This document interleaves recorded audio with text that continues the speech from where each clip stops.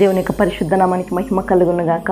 ఈరోజు దేవుని యొక్క వాగ్దానము యెషయా గ్రంథము 58వ అధ్యాయము 14వ వాక్యము. దేశం యొక్క ఉన్నత స్థలముల మీద నేను నిన్ను ఎక్కించెదను. ఈ లోకంలో ఉన్న ప్రతి తల్లిదండ్రులకి ఉన్నటువంటి ఆశ ఏమిటంటే తన బిడ్డలు ఉన్నత స్థానంలో ఉండాలన్నదే.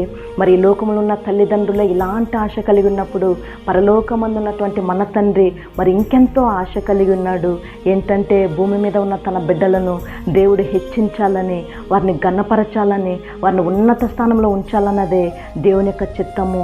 అయితే మనం చేయవలసినది ఏమిటంటే దేవుని యందలి భయభక్తులు కలిగి దేవుని యొక్క ప్రతి కార్యమందును, ప్రార్థన యందును, వాక్య ధ్యానమందును, సహవాసముగా కూడుకునుట యందును మనం దేవుని ఘనపరిచేటటువంటి బిడ్డలమై ఉన్నప్పుడు దేవుడు తప్పకుండా దేశం యొక్క ఉన్నత స్థలముల మీద నిన్ను ఎక్కించబోచున్నాడు. నువ్వు ఏ స్థితిలో ఉన్నానో పర్వాలేదు. దేవుని యొక్క వాక్యం సెలవిచ్చుచున్నది, నేల నుండి దరిద్రులను లేవనెత్తి అధికారులతో కూర్చుండబెట్టే దేవుడు.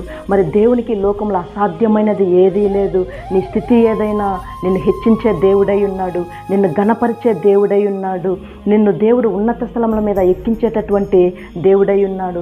ప్రార్థన చేసుకుందాం. మంచి తండ్రి, యేసయ్యా నీకు వందనాలు ప్రభువా, స్తుతులు స్తోత్రాలు చెల్లిస్తున్నాం నా తండ్రి. ఏ బిడ్డ కూడా ప్రభువా క్రింది స్థానంలో నివసించడం నా తండ్రి అయ్యా నీ చిత్తము కాదు నాన్న. అయ్యా ఏ బిడ్డ లేమిలో ఉండటం, కరువులో ఉండటం నీ చిత్తము కాదు నాన్న.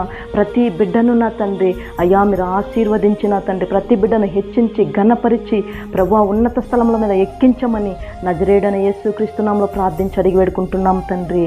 ఆమేన్.